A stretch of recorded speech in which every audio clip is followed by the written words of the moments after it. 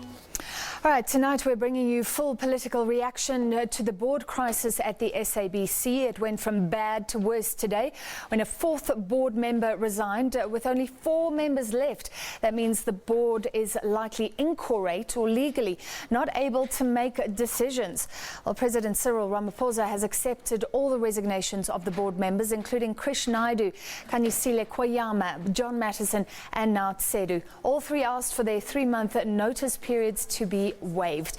All right, let's get some political reaction. The EFF has called on President Cyril Ramaphosa to intervene in this crisis. It says that government must give the guarantee it needs to raise money in order to stabilise. From Cape Town, we're joined by spokesperson for the EFF, Dr. Mbuyiseni Ndlozi. Dr. Ndlozi, so just tell us more. You say that the board members were set up to fail. Well, firstly, thank you for having us.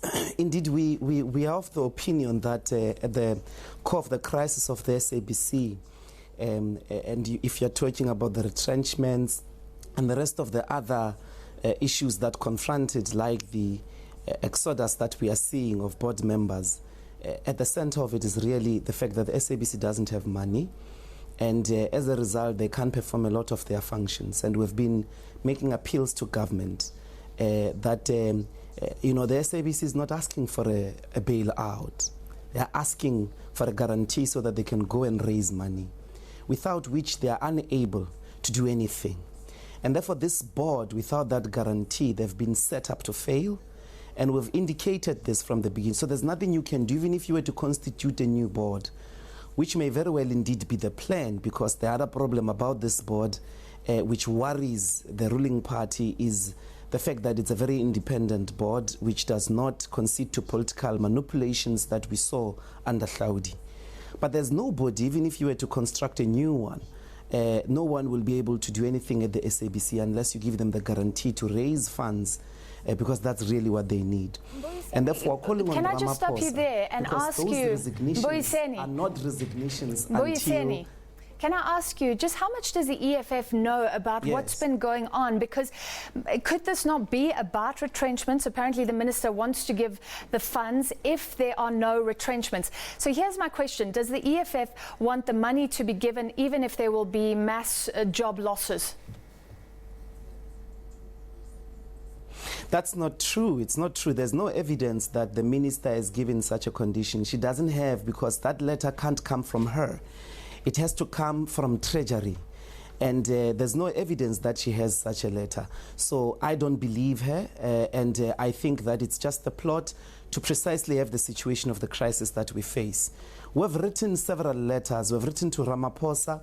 We've made appeals through Parliament that throughout the year we've been saying that give the SABC a guarantee. So nobody will want to serve in the board of the SABC if they don't get that kind of support, which is after the ad hoc committee had made a cleanup, after this new board was constructed, then the one thing the state just needed to give them was a letter of guarantee. And as I was saying, those resignations are not confirmed until the Republic's president accepts them.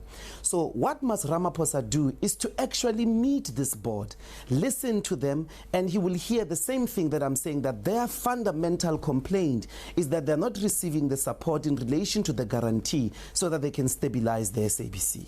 Should they receive that support? By the way, the presidency has confirmed that he's accepted all 4 of those resignations, and it seems like the notice period has been waived. Should the board receive the support, even if it's going to fire people? Well, there's nothing, I mean, the fundamental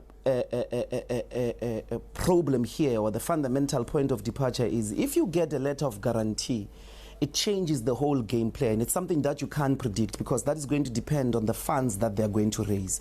So once you put the letter of guarantee, SABC goes out, begins to raise funds, then it will be able to tell us, in the wisdom of raising those funds, whether it is still going to downsize or not. But you can't have a conversation about its state of finances unless they are out there with a guarantee letter and raising funds.